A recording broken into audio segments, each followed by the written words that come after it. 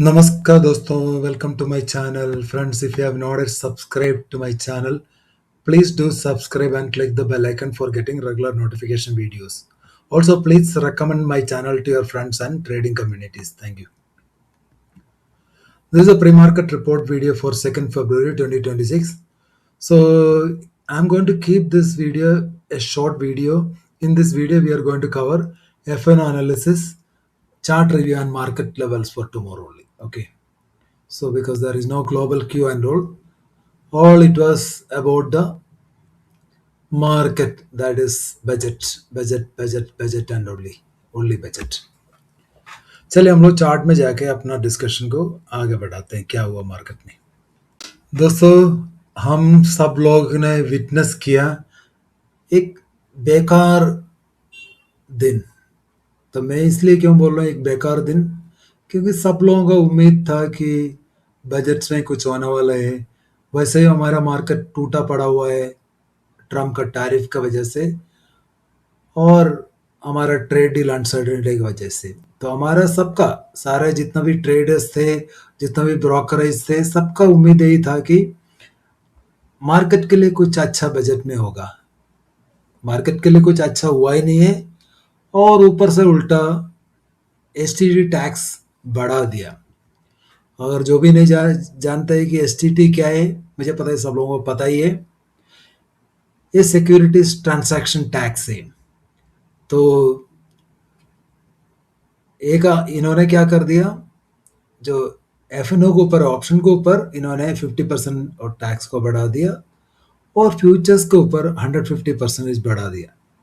अगर आप लोग परसेंटेज देखेगा तो ज़्यादा परसेंटेज ना का बराबर परसेंटेज है, लेकिन जब ट्रांजैक्शन वॉल्यूम बढ़ जाते हैं, जो भी ट्रेडिंग करते हैं हमारा मार्केट में, उनके लिए थोड़ा और टैक्सेशन का बोझ बन जाते। मार्केट को ये बिल्कुल अच्छा नहीं लगा, इसलिए मार्केट एकदम से टूट पड़ा। तो बाकी जितना भी सेक्टर के लिए, जैसे इन लोगों ने बोला कंटेनर्स वगैरह के लिए बोला है, और बाकी जितना भी सेक्टर के लिए इन लोगों ने जो घोषणा किया है एडिशनल बजट वगैरह, मार्केट उसके ऊपर कोई भी रिएक्शन नहीं दिया। मार्केट एक नेगेटिव न्यूज़ का इंतज़ार कर रहा था। चाहे तो अब मेरा वीडियो पोस्ट करके मेरा जो कल का बजट स्पेशल वीडियो आप सुन लेना। मैंने क्लियरली बोला कुछ भी पॉजिटिव नहीं है, अगर नेगेटिव हो गया तो लॉन्ग के लिए आप सोचना नहीं है, मार्केट एकदम टूट पड़ेगा। और मैंने आप लोगों को बोला भी था मिड कैप सबसे अच्छा रहेगा और सेंसेक्स वगैरह बैंक निफ्टी भी सब। और किसी ने भी आज शॉर्ट का पोजीशन लिया तो उनका अच्छा खासा प्रॉफिट बना होगा। तो बताने के लिए कुछ है ही नहीं है हमारा मार्केट में। तो जैसे बोलते हैं पहले से बीमार है और उसके ऊपर कैंसर हो गया हमारा मार्केट को। तो गवर्नमेंट भी चाहते नहीं हमारा मार्केट ऊपर जाए और रिटेल ट्रेडर इसमें हिस्सा ले पाए। तो ये क्लियर मैसेज है गवर्नमेंट का, रिटेल ट्रेडर का पार्टिसिपेशन एफएनओ में ये लोग कम करना चाहते हैं। लेकिन ये रास्ता थोड़ी ना है, अगर इसको कम करवाने और कितना रास्ता है, इसको नेगेटिव बना के क्या करना चाहते हैं मुझे पता नहीं। चलिए, और जितना भी इन्वेस्टर्स है उन सबका कॉन्फिडेंस हमारा मार्केट से उड़ जाएगा। आगे जाके हमारा मार्केट के लिए कोई इन्वेस्ट करना भी नहीं चाहेगा। एक मार्केट ये पानी की तरफ पिघल जाते, वाटरफॉल की तरह गिर जाते, तो उस मार्केट में कौन इन्वेस्ट करने जाएगा। सबसे महत्वपूर्ण दिन में हमारा निफ्टी 2% गिर गया। अगर आप एक टाइम था निफ्टी 600 भी तोड़ दिया था, मुझे लग रहा था कि 24,000 की तरफ बढ़ रहे हैं। चलिए, जो हो गया सो हो गया। तो कल के लिए हमें क्या ध्यान रखना है, मार्केट का सेंटिमेंट बिल्कुल बेयरिश बन चुका है, ये पूरा बेयर ग्रिप में मार्केट। जब तक ये 20 EMA के ऊपर सस्टेन नहीं करते, आप इसको लॉन्ग के लिए सोचना भी नहीं है। दिमाग से ये ख्याल आप निकाल दो कि इसमें लॉन्ग जाना है, हमारा मार्केट में बुलिश जाना है। तो अगर मान लो आपका बुलिश जाना भी है, 15 मिनट्स का टाइम फ्रेम में एक ग्रीन कैंडल बॉडी वाला बनना चाहिए, नहीं तो 5 मिनट्स टाइम फ्रेम में 3 कंसेक्यूटिव ग्रीन कैंडल जब बन जाते और 20 EMA के ऊपर मार्केट चलना शुरू करते, तब जाके आप लॉन्ग के लिए सोच लेना, नहीं तो आप शॉर्ट में ठीक है। तो कल के लिए क्या लेवल है, 800 के नीचे जैसे ये टूट जाते हैं आप शॉर्ट में बढ़ जाना। तो आपको टारगेट 24,500 तक मिल सकती है। हो सकता है 24,500 भी टूट गया तो 24,000 भी कल 24,300 भी देखने को मिल सकते हैं। ये मैं लगा देना और कुछ इसमें देखने के लिए है नहीं। बैंक निफ्टी हम लोग चलते हैं। बैंक निफ्टी में वही कहानी है। बैंक निफ्टी भी अच्छा खासा टूटा था, कल हमने डिस्कस भी किया था। तो बैंक निफ्टी एक टाइम ऐसा था 57,800 भी तोड़ दिया था। तो कल के लिए आपको क्या ध्यान रखना है, जब तक ये सही निफ्टी के जैसे ये 20 मई के ऊपर 3 ग्रीन कैंडल नहीं बनाते, लॉन्ग का बारे में सोचना नहीं है। शॉर्ट के लिए आपको क्या है, 350 के नीचे आप शॉर्ट कर लेना। आपको फर्स्ट टारगेट मिलेगा 200 फॉलोड बाई 58,000। 58,000 तोड़ दिया तो एक अच्छा खासा 500 पॉइंट्स का एक फ्लैश क्रैश देखने को मिल सकते हैं बैंक निफ्टी में। ईएमए लगा देना और लेवल्स ध्यान रख लेना। सेंसेक्स में सेंसेक्स बहुत ही वीक हो गया। एक टाइम ऐसा था सेंसेक्स 80,000 को भी तोड़ के नीचे आ गया था, 79,900 तक पहुंच गया था। तो कितना बड़ा रेड कैंडल था। ये पूरा क्या है, ये लॉन्ग अनमेनी के कारण ये पूरा इतना डीप चला गया था सेंसेक्स। कल के लिए क्या ध्यान रखना, सेम जैसे हमने निफ्टी बारे में डिस्कशन किया था, इसमें 81,000 के ऊपर ही आप बुलिश सोच लेना, उससे पहले आप बेरिश में ठीक है। कल के लिए क्या ध्यान रखना, 700 जैसे टूट जाते आप इसमें शॉर्टिंग के लिए बैठ जाना।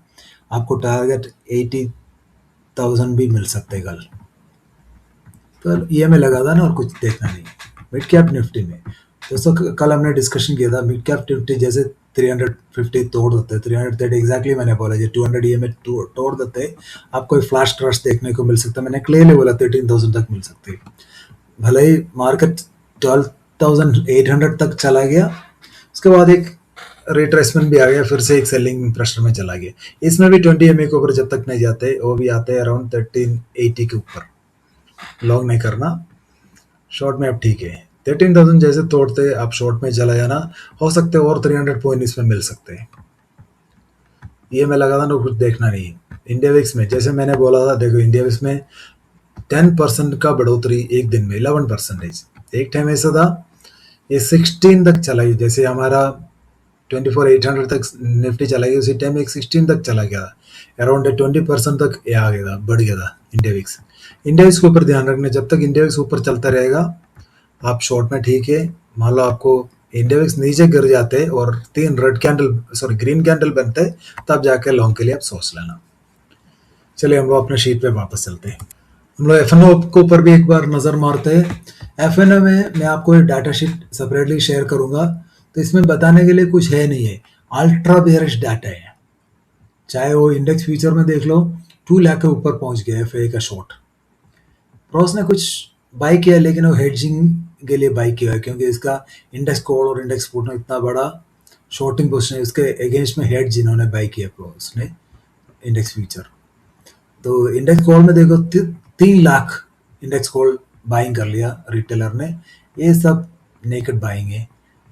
This data is ultra bearish, बाकी जितने मार्केट पार्टिसिपेंट्स है वो शॉर्ट करते जा रहे हैं। इंडेक्स पुट का डाटा देखो तो यहाँ पे भी रिटेलर अल्ट्रा बुलिश जा रहे हैं। 6.4 लाख पहुंच गया इसका इंडेक्स पुट शॉर्ट्स, और इंडेक्स कॉल लॉन्ग पहुंच गया 5 लाख। ये दोनों जोड़ेगा तो आपको कितना मिलेगा, around 12 lakh contracts long side में खड़ा है। तो इसका पिटाई होगा कि नहीं आप बताओ। बाकी जितना भी मार्केट पार्टिसिपेंट्स है सब लॉन्ग लेके जा रहे हैं। This is also ultra bearish data. Stock future में भी बेकार खबर, फिर से एफ सेलिंग करते जा रहे हैं 28,000, और रिटेलर ने कुछ सेल किया है, लेकिन वो स्टॉक कॉल और स्टॉक पुट का जो लॉन्ग पोजिशन के अगेंस्ट में हेडजिंग के लिए सेल किया हुआ है। So this data is mix to bearish.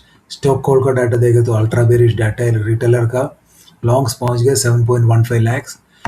इसका चमड़े ऐसे उतार देगा ये जो बड़े खिलाड़ी लोग, ये कहीं कहीं नहीं रहेगा। आपको याद होगा जो लास्ट मंथ एक्सपायरी में रिटेलर ने करीब 15 लाख स्टॉक कॉल लॉन्ग लेके गया, और सारे जीरो हो गया, उनको बाद में सब लॉस में काटना पड़ा। हाँ, इस महीने में भी सेम स्टोरी है, ये लोग अल्ट्रा बुलिश होते जा रहे। ये देखो 2.2 लाख स्टॉक कॉल इन्होंने ऐड कर दिया। और प्रोस का देखो 1.67 लाख शॉर्ट करते जा रहे। तो आप ही बताओ क्या हो सकता है। रिटेलर का चमड़ी ऐसे ये लोग खाल ऐसे खींच लेगा, ये लोग कहीं का नहीं रहेगा। स्टॉक पुट में भी नेकेड सेलिंग जारी है। यहाँ पे भी इनका स्टॉक पुट बुलिश पोजीशन बन गया 3 लाख। बाकी जितना मार्केट पार्टिसिपेंट से अल्ट्रा बेरिश पोजीशंस लेके जा रहे हैं। So overall if I wanted to conclude, index options retailers are ultra bullish and stock options also retailers are ultra bullish. FA and pros are ultra bearish in stock and index options. Cash market में ज़्यादा selling नहीं है, लेकिन दोनों खिलाड़ी लोग even DA भी उम्मीद छोड़ दिया, उन्होंने भी 683 करोड़ का सेलिंग किया। एफए ने 588 करोड़ का सेलिंग किया।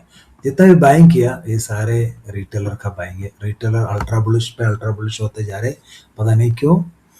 इतना मार खाने के बाद भी ये लोग सुधरते नहीं है, तो क्या कर सकते। चलिए, तो और आगे कुछ बताने के लिए है नहीं, लेकिन हम लोग एक बार लेवल के ऊपर भी चर्चा कर लेते हैं। तो कल के लिए ये लेवल आपको ध्यान रखना है, 24,800 के नीचे आप बिंदास शॉर्ट के लिए जाओ। आपको 720 24,600, एक बार 24,600 टूट गया तो एक वाटरफॉल दोबारा से गिर जाएगा, 24 इवन 400 300 तक भी आ सकते हैं। लॉन्ग्स के लिए 24,860 के ऊपर ही लॉन्ग कंसिडर कर लेना। स्कैल्पिंग लॉन्ग है, लेकिन जब तक 20 MA के ऊपर नहीं जाते इसमें लॉन्ग नहीं जाना है। तो ये अगर मान लो लॉन्ग बाई चांस मिल गया तो आप ट्रेड कर लेना। मेरा ये राय है कि अवॉइड करना ठीक है। तो my view is that avoid long still time Nifty is below 20 MA। PCR इसका ओवरसोल्ड है, तो एक बाउंस बनते हैं, वो भी बाउंस सेलिंग के लिए आप यूटिलाइज कर लेना। बैंक निफ्टी में 58,350 के नीचे आप बिंदास शॉर्ट कर सकते हैं। फर्स्ट टारगेट आपको 58,200 फॉलो 58,000। एक बार 58,000 टूट गया तो एक 500 पॉइंट्स का फ्लैश क्रैश मिल सकते हैं। लॉन्ग्स के लिए 58,500 के ऊपर ही लॉन्ग खोज लेना। 150 100 150 टारगेट लेके जाना। मेरे हिसाब से आप लॉन्ग करना अच्छा नहीं है, जब तक कंसिक्यूटिव ग्रीन कैंडल नहीं बनते आप उसमें लॉन्ग नहीं जाना। 20 MA को वॉच करते रहना। इसका पीसीआर अभी भी अच्छा दिख रहे हैं। तो ये लिखा है मैं 58,500 है, लेकिन 59 लिखा हुआ है, इस टाइप है। सेंसेक्स में 80,600 नीचे शॉर्ट कर लेना है। 80,000 इवन 80,000 टूट गया तो 79,500 तक टारगेट मिल सकते हैं, 1,000 पॉइंट। लॉन्ग के लिए 80,800 के ऊपर ही लॉन्ग कंसिडर कर लेना, चाहे तो अवॉइड कर लेना, कल एक दिन लॉन्ग लेना ही नहीं। सेंसेक्स में 80,700 के नीचे इसमें वीकनेस जारी रहेगा। पीसीआर ओवरसोल्ड, एक बाउंस तो बनते हैं। मिड कैप में 13,000 के नीचे गड्ढा ही गड्ढा है, बंदा शॉर्ट कर लो, अच्छा खासा पॉइंट मिल सकते हैं। लॉन्ग के लिए 1380 के ऊपर ही लॉन्ग कंसिडर कर लेना, लेकिन कल मैं आपको अवॉइड करने के लिए बोलूँगा जब तक 3 ग्रीन कैंडल कंसिक्यूटिवली नहीं बनाते और 20 MA के ऊपर सस्टेन नहीं करते। पीसीआर इसका अभी भी थोड़ा ओवरबॉट टेरिटरी में दिख रहे हैं, पता नहीं क्यों। Tone likely to bearish, FNO data is ultra bearish. View है our market become ultra bearish due to the STT increase for FNO. Strategy: go with the market trend and avoid longs till the time Nifty is not making 3 consecutive green candles on 5 minutes time frame. एक bounce तो बनते हैं, PCR oversold है। That's all in this video, guys. If you like this video, please subscribe to my channel and like my video. आज video बनाने में थोड़ा देर हुआ, मैं कहीं बाहर चला गया था। अभी जैसे आते मैंने आप लोगों के लिए वीडियो बनाया। Thank you.